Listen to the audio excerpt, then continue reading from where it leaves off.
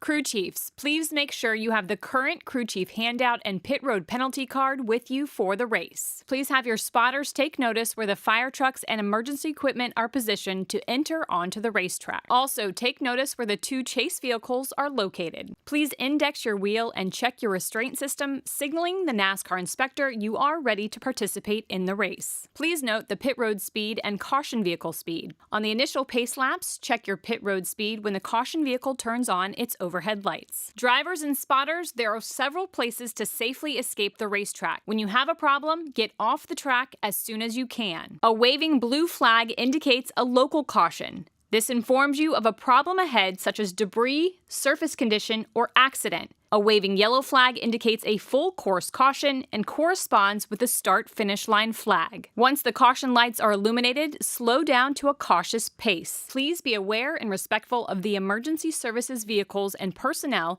that are responding to the incident. Slow down and give this equipment as much room as possible while they are on the track. Drivers, if you are involved in an incident, stay in your vehicle until a medical team arrives. Medical teams will be accompanied by NASCAR officials who will relay directives from race control that all drivers must follow. Drivers, if you have been in an incident and your visibility is impeded or your spotter communicates that you are leaking fluid, stop immediately off of the racing surface. The caution vehicle is parked to driver's left in turn 3 and will enter the track from this location. Do not pull up to pit. Hold your respective track position under the yellow flag. Pit road will be opened by command of race control. The white commitment line is in turn 13. The white commitment line is identified by an orange painted box. You are committed to pit road if you keep all 4 tires to driver's right of the orange box on entry to the access road.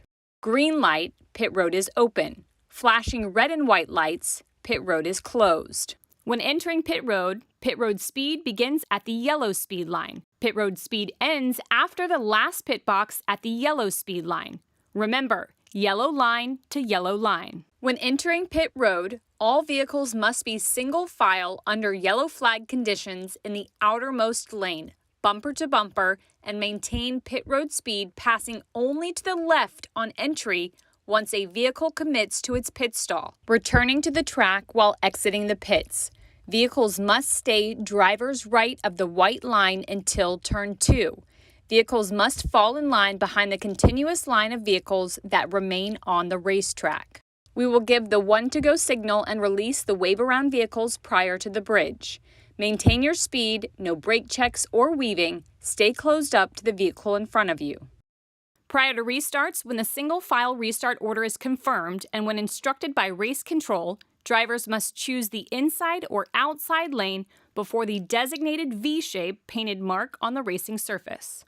Once the single file order is established, drivers must not change position until after they have chosen a lane for the restart. If in NASCAR's judgment, a driver changes position prior to choosing a lane, tires touch the painted box, changes lanes after choosing, or impedes the choose process, it will result in a penalty. The Geico restart zone is clearly defined with double marks, driver's left and driver's right, on the A-frames placed in the grass prior to turn 14. The control vehicle cannot restart the race before reaching the double marks. The starter will display the green if the control vehicle has not restarted the race by the single mark driver's left and driver's right on the A-frames placed in the grass prior to turn 14. It will be the control vehicle's discretion to restart in the zone between the double marks and the single mark as described. White lines referencing the location of the marks are painted on the racing surface. For the initial start and for all restarts, stay in your lane until you exit the restart zone. On the initial start, double file pole sitter's choice is in effect. The choose rule with free pass and wave around procedures are in effect on all restarts that occur during the race. Vehicles must run the full course at all times. You will be judged as missing or shortcutting any turn when all 4 tires are on the non-track side of the rumble strips that define the apex of the turns. In the judgment of NASCAR, missing or shortcutting the course may require the vehicle to perform a stop-and-go or pass-through penalty. If, in the closing laps of the race, and there is not enough time to assess the penalty, A post-race time penalty of 30 seconds will be assessed to the vehicle's total time prior to posting of the race results. Going straight at turn 1 will require a vehicle to perform a stop-and-go penalty before re-entering the racetrack. If a stop-and-go is not performed in the runoff of turn 1, the vehicle will serve a pass-through penalty. When entering turns 1, 5, 6, 7, 10, and 12, vehicles must keep all 4 tires on the racing surface at the corner apex.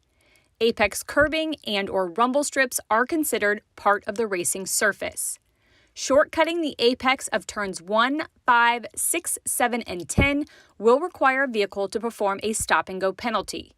A stop-and-go penalty for missing the apex of turns 1, 5, 6, 7, and 10 must be executed in the turn 12 paved area to driver's left using the motorcycle loop portion of the track on the lap the violation occurred.